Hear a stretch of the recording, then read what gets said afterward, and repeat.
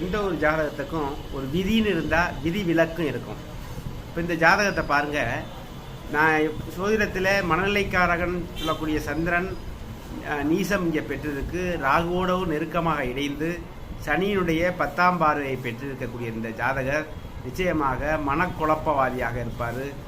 அதாவது தேவையில்லாமல் எதை கண்டு பயப்படக்கூடியவராக இருப்பார். அடிக்கடி தன்னை மனதால் டிஸ்டர்ப் பண்ணி குழப்பிக்கொள்ளக்கூடிய தன்மையாகவும் சில நேரங்களில் இருக்கக்கூடிய தன்மை இருக்கும். அப்படிங்கிறது விதி. ஆனால் இந்த ஜாதகத்தை பொறுத்த வரைக்கும் அவ்வாறு இல்லை. காரணம் என்னென்னா, சந்திரனோட மணலைக்கார சந்திரன் நீசமாகி ராகுவோடு இணைஞ்சு சனியால் பார்க்கப்பட்டாலும், 10ஆம் பார்வையால் பார்க்கப்பட்டாலும் அந்த சனியை குரு பகவான் 5ஆம் பார்வையாக பார்த்துறார். இது மட்டும் இல்லாமல் எந்த ஒரு ஜாதகத்துக்கு லக்கணாதிபதியையும் லக்கணத்தையும் கவனிக்கணும். இவருடைய ஜாதகத்தில் லக்கணத்தை குரு பார்த்து லக்கணாதிபதியான புதனையும் குரு பார்த்ததுனால அந்த விதிவிலக்காக இவர் அந்த மனக்குழப்பங்கள் பெரிய அளவுக்கு இல்லாமல், அப்படியே வந்தாலும் அவரே அதை